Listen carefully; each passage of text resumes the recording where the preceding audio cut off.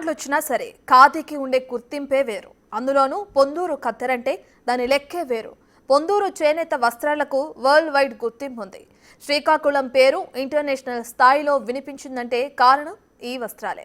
మరి ఇక్కడ చేనేత కార్మికుల స్థితిగతులు ఎలా ఉన్నాయి? ఎంతమంది దీనిపై ఆధారపడి బతుకుతున్నారు?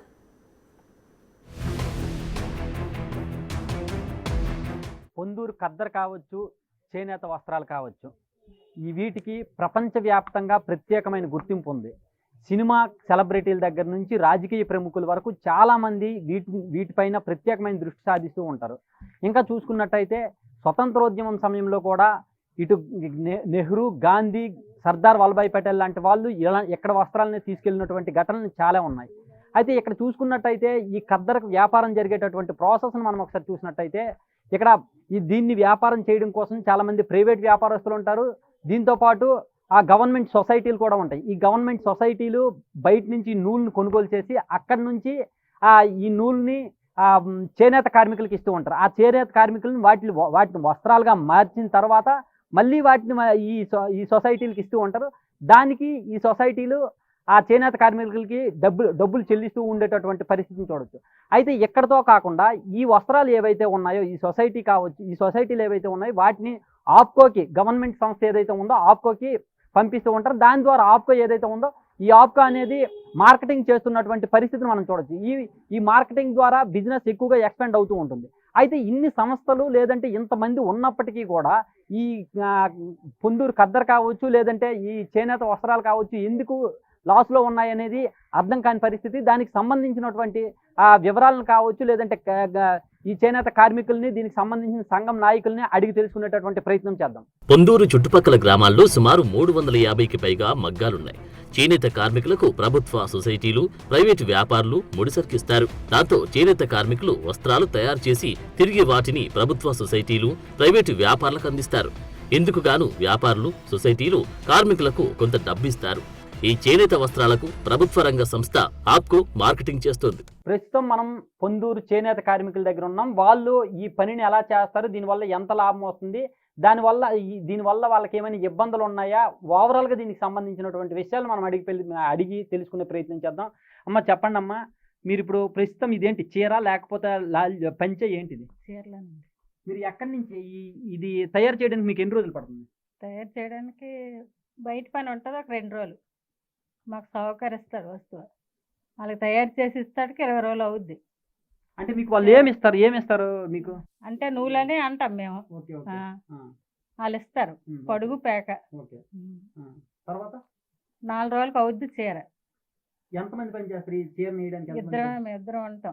ఓ టైం అప్పుడు మా పాప వస్తుంటది. మీరు అందరూ కలిసి పని చేస్తే 3 రోజులు పడుతుంది. 3 రోజులు పడుతుంది. 3 రోజులు ఇద్దరం అయితే 4 రోజులు పడుతుంది. 4 రోజులు పడుతుంది. ఓకే, మరి మళ్ళీ మీకు దీని మీద ఏమైనా పెట్టుబడి ఏమైనా ఉంటది? మీరు ఇంకెవరైనా కూలి ఇవ్వడం? బయట కూలి ఉంటది. సరి మొత్తం మీద 1000 రూపాయలు కూలి తీయాలి బయటికి.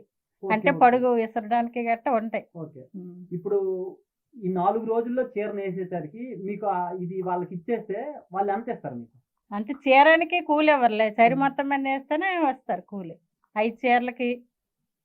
మీరు ఇప్పుడు ఈ దారం తీసుకొచ్చారు కదా, ఆ దారం ఇచ్చిన వాళ్ళకి మీరు చీర ఇస్తే వాళ్ళు ఎంత అమౌంట్ ఇస్తారు మీకు?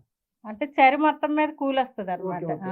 చీరకు 2000 అంటే మరి 5 చీరలు 5 రేళ్ళు 10,000 వస్తాయి. 5 చీరలు నేస్తే 10,000 వస్తాయి. ఇవి 5 చీరలు నేయడానికి మీకు ఓవరాల్ గా ఎంత టైం పడుతుంది? ఒక 4 రోజులు పడుతుందా? నెల పట్టదు, 20 రోజులు. 20 రోజులు పడుతుంది. 20 రోజుల్లో మీకు అయ్యే కూలి ఎన్ని? కూలి అంటే మరి బయటకి ఏటి పోదు, సరి కూలే 1000 రూపాయలు పోద్ది. అంతా వాళ్ళు చూసుకొని మొత్తం మేము వాళ్ళకి ఇచ్చేయడమే.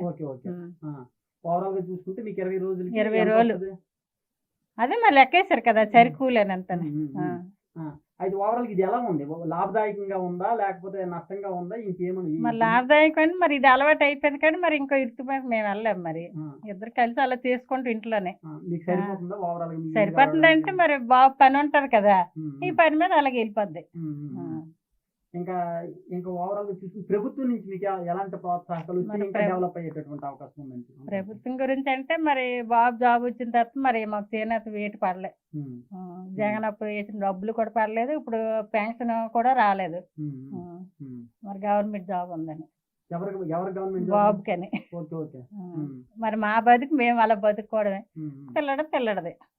ఓవరాల్ ఇక్కడ చూసుకుంటే కొంతమంది దీన్ని క్లోజ్ చేస్తారు, దీని వల్ల లాభం లేదు, క్లోజ్ చేస్తారని కూడా కొంతమంది చెప్తున్నారు. చేశారంటే మరి జరక్క మరి బయట ఊరు వెళ్ళిపోయారు. అంటే జరగక అంటే ఇది చేసిన తర్వాత కూడా జరగకపోవడం ఇబ్బందులు మరి ఉంటాయి. మరి అక్కడికి కూల్ అయిపోయి మరి వయసు అయిపోతుంటే ఏడ్ చేస్తారు.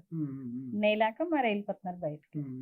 అంటే మీరు మాత్రం కంటిన్యూ చేస్తాం మరి చేస్తున్నాం మేము వెళ్ళాక. మరి ఇల్లు ఒగ్గేసి ఎక్కడికి వెళ్ళిపోతాం, సొంత ఇల్లు ఒగ్గేసి. ఒక 4 రోజులు కలిసి ఫ్యామిలీ మొత్తం 4 రోజులు కష్టపడితే ఒక చీర తయారు చేసి మేము ఇవ్వగలుగుతాం. దాని మీద ఇంచుమించుగా ఒక 2000 రూపాయల వరకు వస్తుందని చెప్పేసి వాళ్ళు చెప్తున్నారు. ఇంకా చూసుకున్నట్టయితే దీనివల్ల పెద్ద లాభదాయకం ఏమీ లేదు, ఇంకా ఇబ్బందులు ఆరోగ్య సమస్యలు కూడా ఉన్నాయని చెప్పేసి చెప్తున్నారు. కానీ కొంతమంది దీనివల్లనే కొంతమంది ఈ చేనేత ఏదైతే ఉందో దాన్ని ఆపేసినటువంటి పరిస్థితి ఉంది. కాకపోతే మేమైతే మాత్రం ఇంత తప్పించి ఇంక వేరే మార్గం లేక దీన్ని కంటిన్యూ చేస్తున్నామని చెప్పేసి వీళ్ళు చెప్తున్నారు. అయితే తమ శ్రమకు తగిన ఫలితం దక్కడం లేదని కార్మికులు చెప్తున్నారు. ఓ చీరని నేసేందుకు 4 రోజుల సమయం పడుతుందంటున్నారు. భార్యాభర్తలిద్దరూ రోజుకు 10 గంటల వరకు కష్టపడితే నెలకు 20,000 కూడా రావడం కష్టమేనని ఆవేదన వ్యక్తం చేస్తున్నారు. పొందూరు ఖాదీ చేనేత కార్మికులు ఎవరైతే ఉన్నారో వాళ్ళందరూ కూడా నష్టాల్లో ఉన్నారు అనడానికి ఇక్కడ ఉన్న ఈవిడే ఈ ఇంటి వాళ్ళే నిదర్శనం. ఎందుకంటే కొన్నాళ్ళ నుంచి ఈ ఖాదీ ఈ చేనేత ఏదైతే ఉందో దాన్ని వదిలేసామని చెప్పేసి వాళ్ళు చెప్తున్నారు. వాళ్ళు ఎందుకు వదిలేశారు, వదిలేయాల్సిన పరిస్థితులు ఎందుకు వచ్చాయి అనేది ఒకసారి వాళ్ళని అడిగి తెలుసుకుందాం. అమ్మ చెప్పండి అమ్మా, ఎందుకు మీరు ఎప్పుడు వదిలేశారు, ఎందుకు వదిలేయవలసిన పరిస్థితి ఎందుకు వచ్చింది? చేయలేకే, ఆరోగ్యం బాగాలేక చేయలేక, చేసిందేనే కూలి కరే కష్టం లేదని కూలి కాదు, నానా యాతన పడి చేయాలి. చేసినా అది రోజాల్లో చేతి 100 రూపాయలు రాయింది ఏంది చేసే ఉందండి. అది ఓపిక లేక చేయలేకపోతున్నాం. పైకూలికి వెళ్తే వస్తుంది కానీ పైకూలు చేయలేక ఇంట్లో పని చేసుకొని బతికి వాళ్ళము అవతలకి వెళ్ళలేము. ఇప్పుడు చేయలేక ఇక వీళ్ళు చేసి మానేస్తున్నాం. మానేసి 4 సంవత్సరాలు అయింది మానేసాం మేము.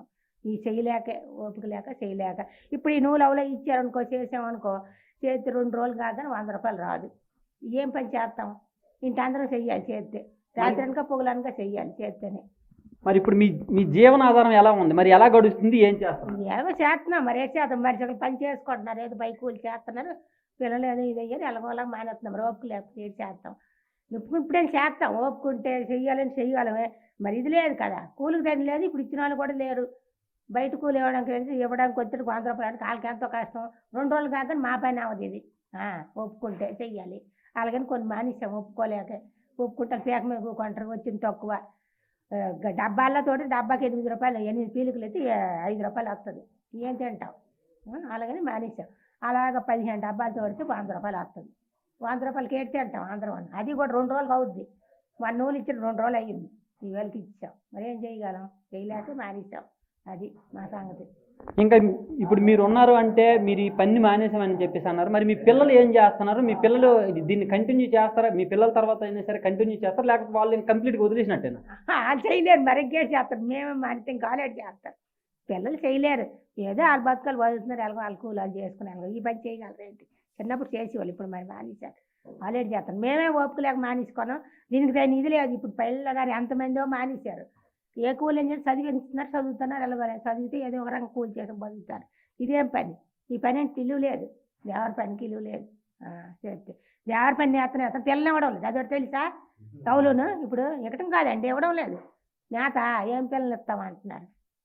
అలా మానేశారు ప్రతి ఒక్కరు. ఆ రకంగా ఇప్పుడు దేవర పనే తక్కువగా. ఎప్పుడో అప్పుడు నేసిన వాళ్ళు కొద్దిగా మగ్గాలు ఉన్నాయి, బాధగా నేసిన వాళ్ళు. అది పిల్లలు కాదు, తండ్రులు నేస్తున్నారు. పిల్లలు పనులు ఒగ్గిస్తారు. ఏనాడయ్యో పిల్లలు ఇద్దరు గెంజి పట్టుకోమంటే పట్టుకోరు, ఇదేట అంటారు. అలాగా ఏదో మన పిల్లలు మన బాధలు పిల్లలకు రాకూడదని అలాగే ఎంతవరకు యాత్రపడి చేసాము. ఇప్పుడు మరి చేయలేక ఒగ్గించుకున్నాం. కొత్త సరికట్టంటే నిన్నటి నుంచి తెల్లారి ఏమకాల 5 గంటలకు చేస్తున్నారు. అదేం పని? సరే అంతా చేస్తే 200 వస్తుంది మంచి కూలి కాదు. ఇప్పుడు 200 300 కాదు పెరిగింది అంతే.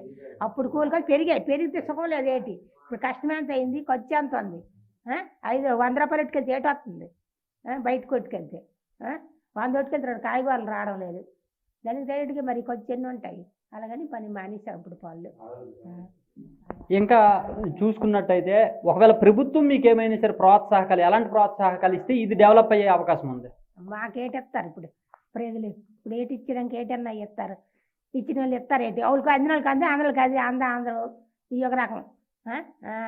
మాకు 2 సంవత్సరాలు మగ్గం డబ్బులే పడలేదు. కరెంట్ ఇదని ఏదని ఏదో పాపం పెట్టేసి ఏనాడు మా పిల్లలు కూడా అందులో ఇప్పుడు ఏదో మా కష్టపడి అలా పిల్లలు ఇది అయ్యారు. కానీ అప్పుల్లో ఇప్పుడులోనే ఇస్తున్నారు, అప్పుల్లో ఏటి లేదు, ఏదో కష్టపడి వాళ్ళు చదివించి ఏదో పరమేశ్వర దయ వల్ల వాళ్ళు బతుకుతున్నారు. అది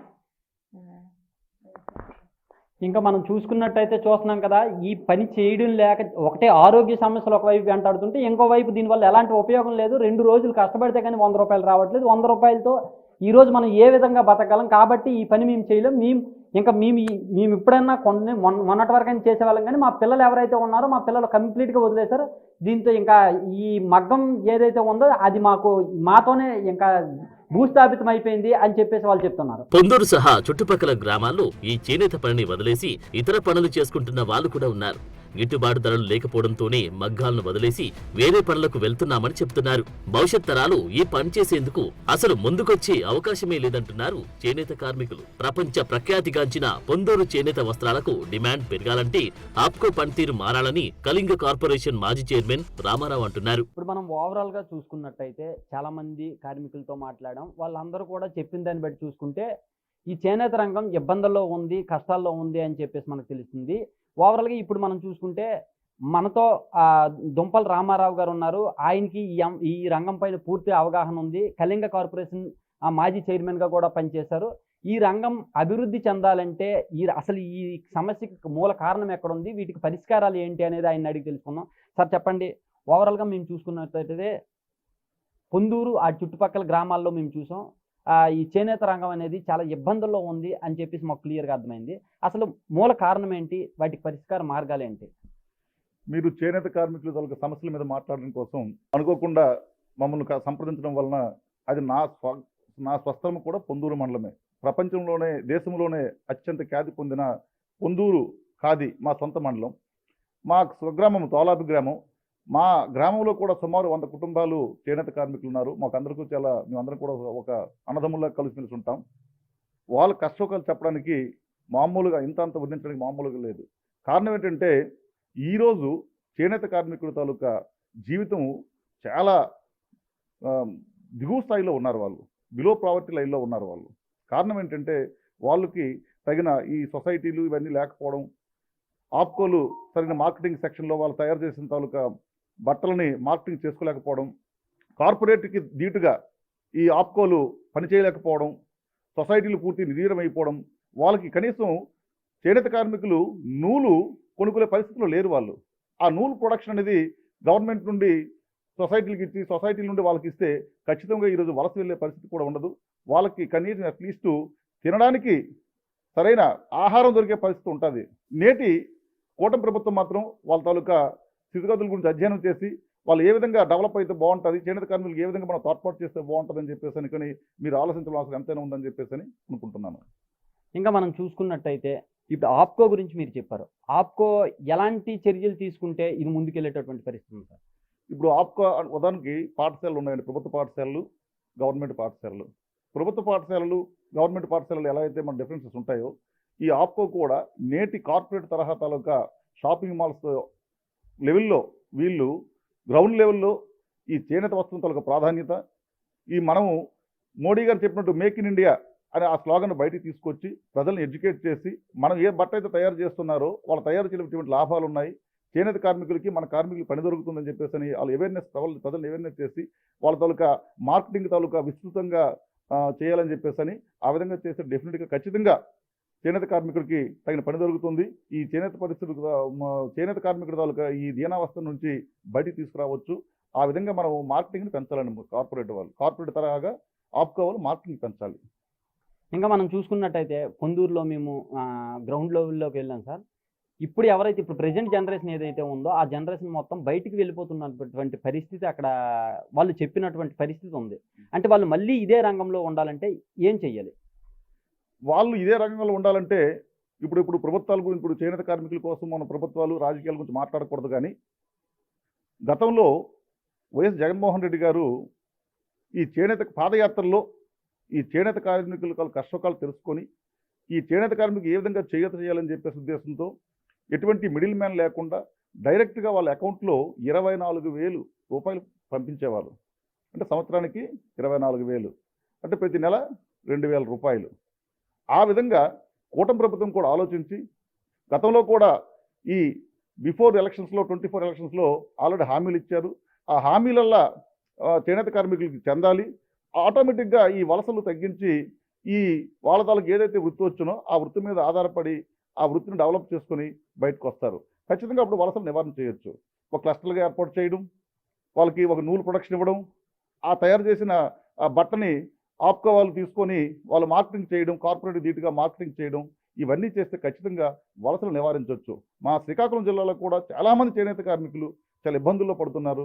ఇప్పుడు మిల్మేడ్ తయారవుతుంది, చాలా ఈజీ బట్ట తయారైపోతుంది. అందుకోసం అని చెప్పేసి ఆ నూలు తాలు కాస్ట్ తగ్గించి వాళ్ళకి ఇవ్వాలి. ఆటోమేటిక్గా బట్ట కూడా రేటు తగ్గుతుంది, ఆటోమేటిక్గా ప్రొడక్షన్ కూడా వెళ్తుంది. డెఫినెట్గా ఈ మిల్మేడ్ కంటే మ్యాన్మేడ్ చాలా మంచిది. ఈరోజు వేసుకుని కేసు కద్దరు బ్రహ్మాండమైన ఈ పొందూరు కద్దరని చాలా ఫేమస్. ఇది దేశంలోనే ఒక పొందూరు కంటే ఒక రకం ఉంది. కానీ ఆ బ్రాండ్ నుంచి రేపు భవిష్యత్ తరంలో ఒక పుస్తకాల పాఠాల రూపంలో చదువుకోవాల్సిన పరిస్థితి వస్తుందని చెప్పేసి నేను అనుకుంటున్నాను. చూశారు కదా, ఓవరాల్గా చూసుకున్నట్టయితే పొందూరు కద్దరు కావచ్చు, చేనేత రంగం కావచ్చు, చాలా ఇబ్బందుల్లో ఉంది. ప్రభుత్వాలు ఈ చేనేత కార్మికుల్ని ప్రోత్సహించి వాళ్ళకి ప్రోత్సాహకాలు ఇచ్చినప్పుడు మాత్రమే ఈ రంగం అనేది అభివృద్ధి చెందుతుంది. లేదంటే పొందూరు కద్దరు కావచ్చు, పొందూరు చేనేత రంగం కావచ్చు పుస్తకాలకే పరిమితం అవుతుంది. అంటే చరిత్రలో చెప్పుకునేటట్టే ఉంటుంది తప్ప భవిష్యత్ అనేది దీనికి ఉండదు అని చెప్పి రామారావు గారు చెప్తున్నారు. కెమెరామెన్ నాగరాజుతో షణ్ముఖ్, బిగ్ టీవీ, శ్రీకాకుళం నుంచి. పొందూరు చేనేత కార్మికుల ఇబ్బందులపై ప్రభుత్వం స్పందించి వారికి ప్రోత్సాహకాలు అందించాలని వాదనలు వినిపిస్తున్నాయి. ప్రభుత్వం గనక వారిని పట్టించుకోకపోతే పొందూరు చేనేత రంగం భవిష్యత్ ప్రశ్నార్థకమవుతుందని చెబుతున్నారు. అప్పుడు పొందూరు ఖాదీ వస్త్రాలు చరిత్రలో కలిసిపోతాయని ఆందోళన వ్యక్తం చేస్తున్నారు.